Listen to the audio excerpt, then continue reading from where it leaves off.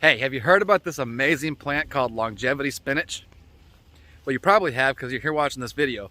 But if you haven't, check this out. This plant has supposedly some really awesome benefits. Check it.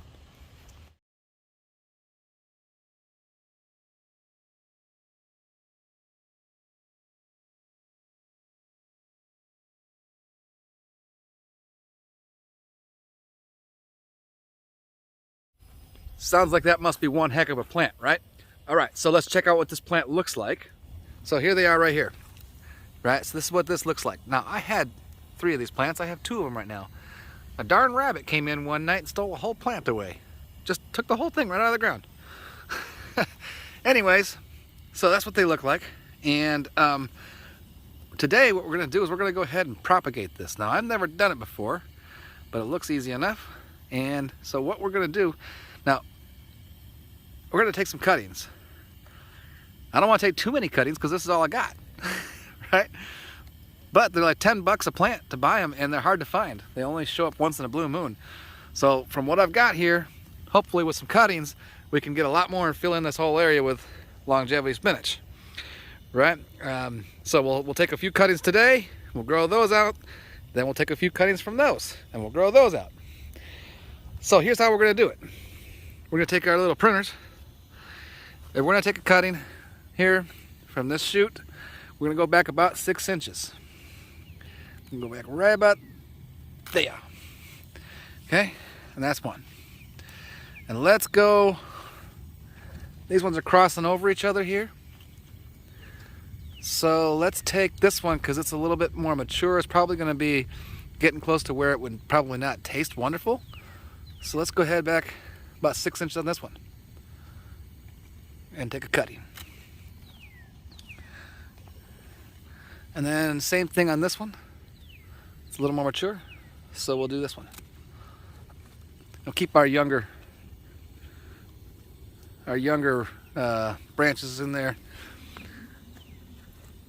to grow. And let's take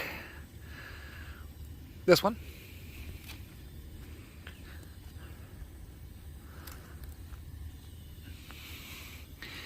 And we'll take this one.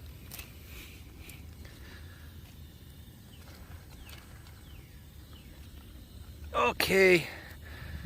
Oh, I accidentally broke this one, so I guess we'll take that. Okay, we'll call it good from that plant, and we'll get some from the other plant. This plant's not as big, so I'm not going to take that many. I'm just going to take maybe one. I'm not even going to take one. I'm going to leave those to grow. So let's see what we got. Yeah, like I said, these plants, these were 10 bucks a plant when I found them at the nursery. 10 bucks a plant. That's crazy. That's twice as much as you find usually, and it used to be, you know, you get plants for $3 or $4. But the way I've always looked at it is when you got more time than you have money, well, you got to figure out some way to stretch the money and use that time. So that's what we do here, right? We start out with a smaller investment, but we use the time to grow these plants out so we can have lots of plants rather than buying a lot of plants to begin with, because I got more time than money. So here we go. So let's see how we're going to propagate these.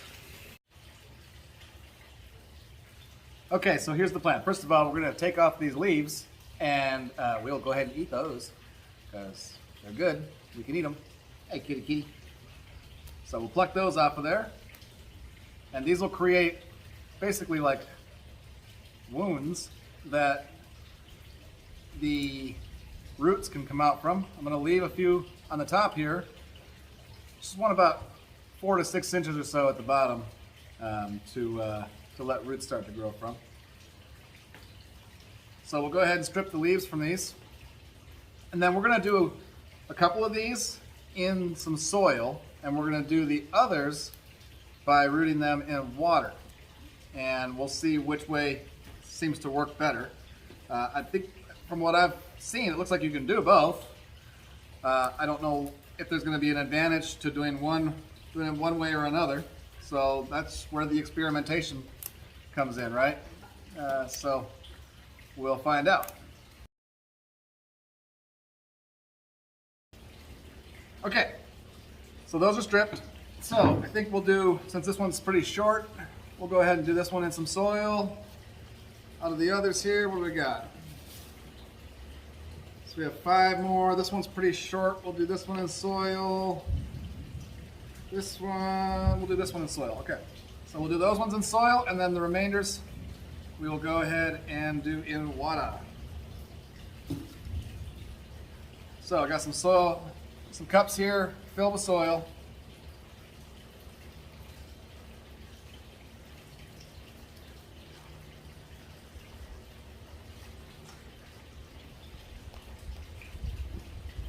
So I'd imagine these are going to take several weeks probably to root and be ready for transplant. All right, so these ones I'm going to put in a glass of water.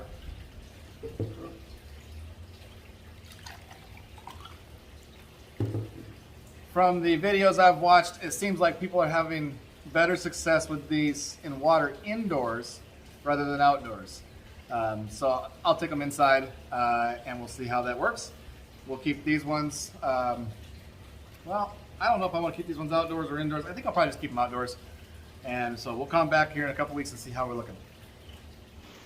Okay, so I want to give a quick update here. It's been a little over 2 weeks, and so the ones that are in the water, one of them started to rot, and so I had to throw that one out. But this one here is starting to put off some roots, right? You can see those. The bottoms of these are looking like they might be starting to rot as well, so I may need to snip those off of there. But it looks like we're getting some roots off of that one. And this second one here doesn't really seem like it's doing anything yet. One thing to note when you're doing this is you do need to change the water every couple of days, because otherwise it will start to rot inside of there. These ones here, if we look at the bottom, right, we can see that we are definitely getting root development in these. And well, I would say that it looks to me like this is a superior method for sure over the water method. This one's not clear. Don't see any roots coming out of the bottom of this one. This one over here, I do see some roots starting to come out of the bottom of this one here. All right. So the in the soil method definitely seems to be a superior method so far. All right, folks, it's been a few weeks and I'm gonna have to call it. The method of putting it in the water was a failure for me. I don't know if it works for some other people, but it did not work for me. I did get a couple of tiny little roots that started on one, but they are getting slimy. They're starting to smell. A last ditch effort, I'm gonna go ahead and just stick them in the dirt out there in the garden and we'll see if they survive. All right, so we'll see how those do. The ones that are in the pots in the soil, those are gonna be ready to be transplanted here very soon. Probably another 4 or 5 days, maybe a week, and I'll be ready to put them out here. All right, so I think these longevity spinach are ready to go ahead and be transplanted. They do have some good root development here on this one. Let's check the other one. Have some good root development there. So I think it's a good time to go ahead and put them out here in the garden. Now, the ones that we transplanted before, if you look over there, you can sort of see one of them definitely not doing super well, the other one doing okay, but they were the ones that was our last ditch effort to save them. So I'm not surprised that that one's dying off and that one's doing okay. I did actually accidentally put one of the other potted ones in a few days back. It seems to be doing okay in that new spot. So let's get these ones out there.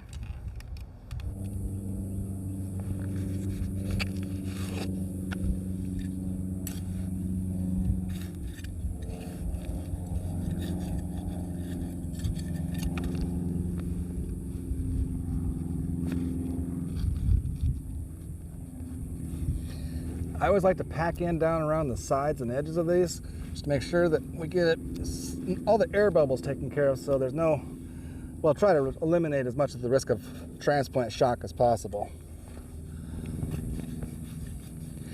There's no rhyme or reason to where I'm putting these. Just tossing them out here, and eventually, hopefully, they will grow well enough to take over the whole space.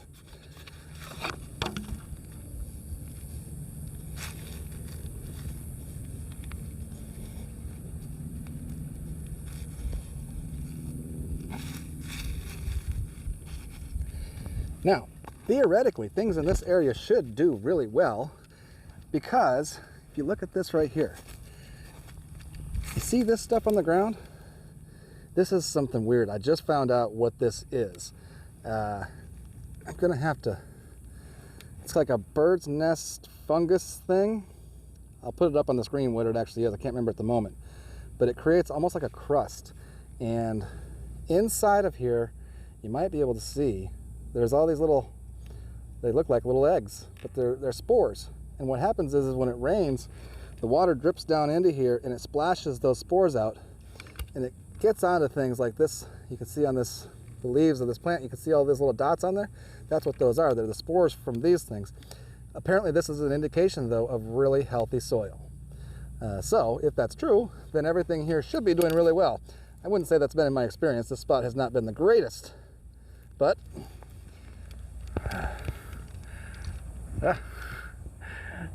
that's theory anyways. The theory is that that stuff indicates really healthy soil. So we will come back in about a week and check on these and see how they're doing. Okay, so here we are. It's been a couple weeks now, and let's go back here to those ones that we put in as a last ditch effort. Clearly that one has died.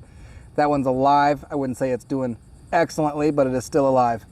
These two, these were the ones that were put in soil originally. They are doing well. They have new growth on them. All right, so these ones are doing good. They are gonna take off and become new plants. So I would say that is a successful propagation. Now, if I was gonna do this again, when I do it again, I should say, I'm gonna skip the cup thing. I'm just gonna stick the stuff straight down in the soil. I'm gonna cut it off of the mother plant, stick it straight down in the soil and let her go. I wouldn't do the water thing. I wouldn't even put it into cups unless you wanted to go some other place and that site is not ready yet. Anyways, well, I would call this a mediocre success. And I thank you for watching. If you have any questions, comments, tips, please drop them down below. And if you think I've earned your subscription, go ahead and hit that subscribe button so you can see more videos from me in the future. Thank you. Bye-bye.